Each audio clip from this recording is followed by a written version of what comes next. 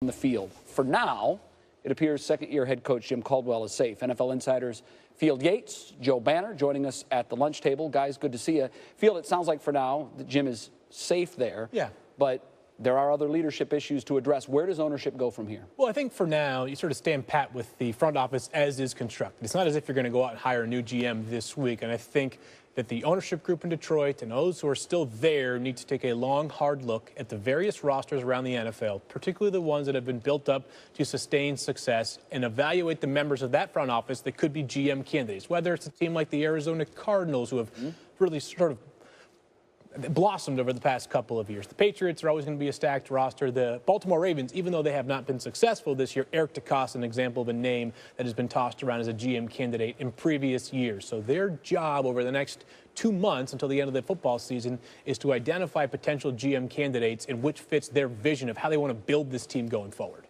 Joe, what does it accomplish getting rid of the front office and not the coach midseason? You know, for me, it's a tough move to make. The opportunity to do things right now, other than begin the research project that Field just mentioned, is very, very limited. Now, you get close to the end of the season, there's a few opportunities there. And, you know, you leave a coach there without some of the support that he's had, and, you know, it's a little bit unsettling. I personally would have waited till the end of the season, although I really like seeing somebody take real strong control of the situation, send the message to the organization, we're not going to accept the way things have been anymore, tell the fans, the players, everybody there that the status quo isn't going to work.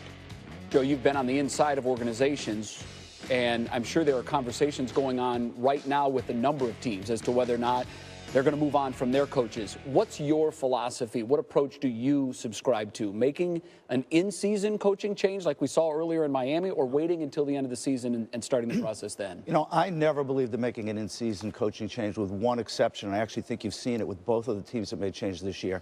You can't continue to send the message to the organization that mediocre or even less is good enough. If you're not getting the work ethic, if people aren't playing as hard as they can, if you're playing against, as Tennessee did a couple of weeks ago, a team like Houston coming off a terrible game, and you're not even competing with them, you can't allow that message to continue.